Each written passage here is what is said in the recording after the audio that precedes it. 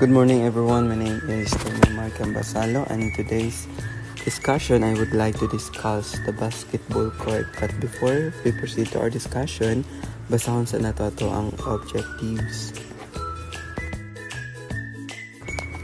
Our objectives is to identify the different facilities and equipment required in basketball, to familiarize oneself with the specification of the different facilities and equipment in basketball. So that's our objectives. So now let's proceed to our discussion. The basketball court. The playing court shall have a flat hard surface free from obstruction with dimensions of 28 meter in length by 15 meter in wide, measured from the inner edge of the boundary line sideline. And also, ang ibig sabihin ng pahayag ng tungkol sa sukat na anyo ng basketball court is dapat din dito is patag at matigas ang sahig. Dapat hindi lubak-lubak o madulas para ligtas ang mga manlalaro. Second, walang harang or obstruction. Walang bagay sa loob o paligid na makakaabala sa laro. And also, sa sukat sa court is dapat naarasay 28 meter na length. And ang wide niya dapat 15 meter apod. And about sa sideline ay may mga linyang nasa gilid ng court sa haba nito, and dito lumalabas ang bola kapag out or bounce. So maoro to siya, I hope nasabtan ninyo. So while playing volleyball, we should always play hard, play smart, and play together para mas strengthening ang inyong cooperation with your teammates. Thank you. Good morning everyone, and to you ma'am. My name is Donna Karil E. Mahika, and today I will discuss the difference between backcourt and front court. Karon pod makabalo pod ta kung asa dapat ang mag-shoot kay para maka-points ang atuang grupo sa game nga basketball. So, let's start. Backcourt. The backcourt is the part of the court where the team's own basket is located. It includes the team's basket and backboard, the area from the basket up to the center line, and the sidelines around that area. So ang kaning backcourt, mo na siya ang defense nga side. Diri magsugod ang team kung magkuha na sila sa bola. Mag-dribble o pa sila sa bola before sila mo attack. So ang kaning backcourt, murag mo ni siya ang home court ninyo. The next one is the front court. Ang front court, mo ni siya ang side kung asa ang ring sa kalaban. So, the front court is the part of the court where the opponent's basket is located. It includes the opponent's basket and backboard, the area from the center line to the opponent's basket, and the sidelines around that area. So, ang front court, mauna ni siya ang attacking side. Diriya ang team ninyo mag-try og shoot sa bola para makascore mo og points.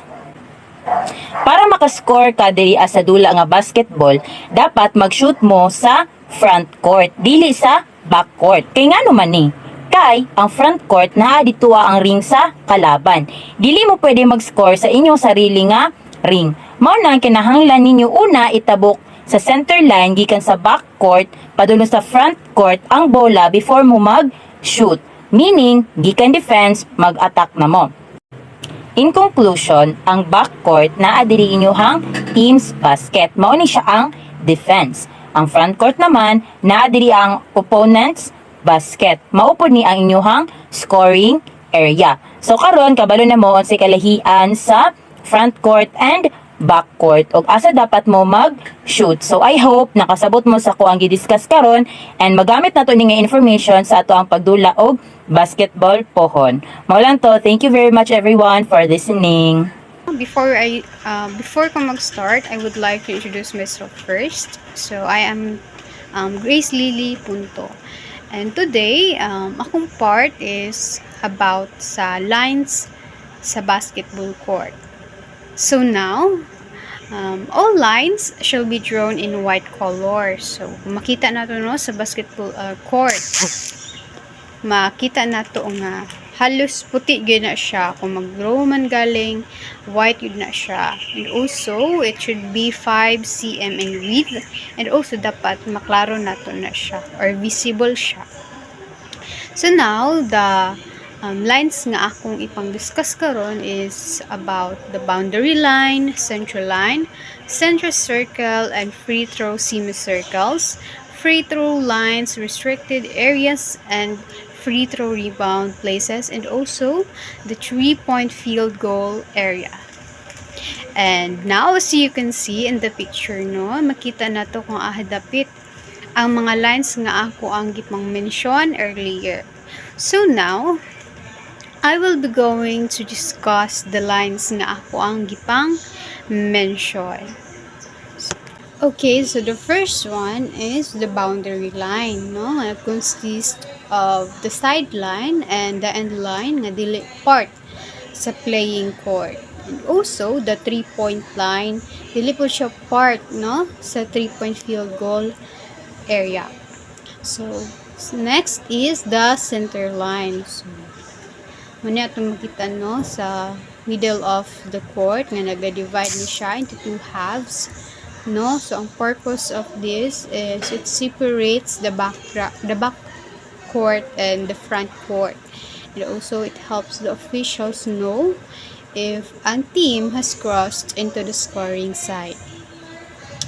And the next one is ang center circle. Kung makita nato ng the big circle at the center of the court, mo na siya. And the purpose of this one is it is used for the jump, no, the jump ball, no, at the start at the start of the game, and sometimes when a play resumes. And the next one is the free throw semicircle. So this one is a half circle in front of the free throw line. Kung makita nato, no, mo na siya diha. And also it makes the area, no, ang purpose ani is it makes the area where players cannot enter while the free throw shooter is preparing to shoot. The next one is the free throw line. So, mo ni siya ang line where the player stands, no, to shoot a free throw. So mo ni siya ang free throw line. And ang purpose of this is it shows the exact spot where the free throw shooter must stay when the shooting after a foul. The next one is the restricted area. So you can see, no, makita man gyud ang restricted area nga part. So mo ni siya ang the small semicircle under the basket ng sa ubos bitaw sa ring. Mo na siya. And also, ang purpose ani is it prevents the defenders, no, from drawing a charging foul when they stand too close to the basket or kanang sa restricted area. And the next one is the free throw rebound places. So, mo na siya, no, kanang naka-mark spaces beside the K where players line up during a free throw. And also, the purpose of this one is it organizes the where players stands and complete for the rebound if the free throw is missed, no. And the last one is the 3-point field goal area. And this area, or this one, is the area outside, no, the 3-point the 3-point line. And also the purpose of this one is to shoot made from this area are with 3 points instead of 2 points, no. Sayo na mahibalaan man nimo pag 3-point field goal area, no, nga instead of 2 points is 3 points na siya if ma-shoot nimo ang kana nga area that maka 3 points ka. And that's all to my part. Thank you for listening, and I hope you learned something. Good day everyone, I am Antoinette Palior and I will continue the report of Miss Ponto sa facilities sa basketball. So letter E, team bench areas. So it says that the team bench areas shall be marked outside the playing court limited by 2 lines. There must be 14 seats available in the team bench area for the coaches, the assistant coaches, the substitutes, and the team followers. Any other persons shall be at least 2 meters behind the team bench. Now let's look at this picture for a reference. So, no, ang team bench areas daw, if you are a basketball fan, ba, kabalo jud ka nga, diraan nagalingkod tong mga player, nga mga substitute, ang mga coaches, ang mga assistant coaches. Now, sa basketball, sa PBA, iba na sila ay 15 players in total. Ang 5 players mo na sila ang kanang actively nga nagdula sa court. So, ang other players, mga substitutes, syempre, dira sila mulingkod sa team bench areas. Na, kung ato ang ihapon sa picture no, na 14. O, 14 jud na sila katawo nga naglingkod sa bench areas. Na, dira, ang mga nakaputi, mao na sila ang mga substitute players, kaning mga nakatoksido, na sila mga assistant coaches, ang coach nagtindog.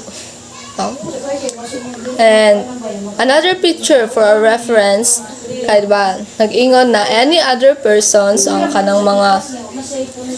mga fans sa basketball, any other person shall be at least 2 meter behind the team bench. Katong mga walay apil sa dula, walay apil sa team.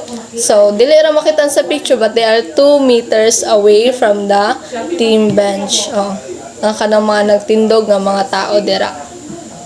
So, let's move on to letter F, equipments. Nadwa, when we say equipments, it means ang mga necessary tools aron magamit nato sa usa ka butang. So, mauni siya ang mga necessary tools, equipments nga ato ang kinahanglanon aron makadula og basketball. So, number 1, the following equipment will be required. Number 1, backstop units consisting of backboard support with padding, and basket with pressure release ring and net. So, kaning backboard, ang makita ninyo sa inyong screen, mao na siya ang kanang ginabot ngan sa net, kanang box dira. Mao na siya ang backboard. Ang backboard support with padding, mao na siya ang nag-serve as support or stand sa backboard. Kaya syempre, dili mo pwede maglutaw na, no. So, kinahanglan jud niya support. Sunod kay ang basket with pressure, release, ring, and net. So, dire ana ang net, dire ginashoot ang bola aron maka-score. So, next, another very necessary tools sa pagdula og basketball, of course, kay ang basketballs. Kaya sa man ang imuhang i-shoot kung wala kay bola. So, kinahanglan nimo bola. Diri ang mga ball sa basketballs. So, that's it for my report. I hope that you have a takeaway to what I discussed. Diri ang team bench areas, ang mga substitute players, sa mga assistant coaches kung aha sila naglingkod, and ang mga equipments, ang mga backboard, backstop units consisting of backboard support with padding, basket with pressure release, ring, and net, and of course ang basketballs. So these are necessary aron makadula og basketball. And the following equipments will be discussed by the next reporter. Thank you so much. So good day everyone. My name is Najida Sultan. So continuation lang gyapon ni siya sa topic. So first is game clock. So ang kani siya nga game clock is dako kay ni siya nga orasan sa taas sa scoreboard. So sa makita ninyo sa pictures ang kanang 14:50, which means mauna lang na siya ang nabilin sa oras sa dula. And then ang kanang period is nagasymbolize na siya og pila na lang ka quarter ang nabilin sa dula. And then ang kanang home and guess is mauna lang na siya ang score sa duha ka team nga laban. Okay, next is electronic scoreboard. So, ang kaniyang electronic scoreboard is kapakita ni siya og details sa games kay ginapakita diri ang kanang oras sa games, points sa every teams o bilang sa quarters and uban pa nga mga details like falls and timeout. And then through electronic scoreboard, masayo ni siya sa every teams, sa referees ug sa gatan-aw kay diri nila mahibal-an og unsa nay kanang situations o situation sa dula. So basig mag-wonder mo kung unsay kalahian sa game clock and electronic scoreboard is si game clock is diha ang katong like mga oras sa every games or pila na lang ang nabilin sa oras or quarter, while si electronic scoreboard is mas detailed siya compare kay game clock. Diha ginapakita ang mga score sa by teams, period, or kanang shot clock or falls o mga timeout. So mas detailed siya compare sa game clock. Okay, next is 24-second shot clock. So, isa ni siya ka orasan sa basketball nga gahatag og 24 seconds sa isa ka team para makashoot og bola. So, if nakuha sa isa ka team ang bola, diha na mag-start ang clock pababa. So, kung dili sila makatira between 24 seconds, mawala ang bola kay mahatag sa pikas team. So, importante kaayo ni siya no kay para mas mapadali ang games o dili siya makalangay sa paggunit sa bola. Okay, next is to separate distinctly different and loud sound signal. So, ang kani siya is mga sounds ni siya. Ang kani siyang first picture is mo ni siya ginatawag nga portable standard low sound signal device. So, ang kani siya is ga sound ni siya og kusog o tunog nga ginagamit para like sa mga senyales or mag-start and wakas sa isa ka quarter. So, since dali ra man ni siya nga mabalhin, pwede ra jud kayo ni siya nga ibutang sa lugar nga madungog jud sa mga players and sa mga gatan-aw nga duol ra court. And then ang kaning second picture is ginatawag ni siya og ceiling mounted sound signal device. So ginabutang jud ni siya sa taas. So gatingog ni siya og kanang kusog but lahi pud siya versions kay kadalasan is ginagamit ni siya sa mga announcements or mga emergency since naaman siya sa taas sure jud kay nga madungog siya sa tanan. Okay, next is teamful marker. So, ang kani siyang teamful marker is bilang ni siya or kanang like tanda bitaw nga gapakita if pila naka-falls or like violations between ang nabuhat sa isa ka team sa isa ka quarter or half.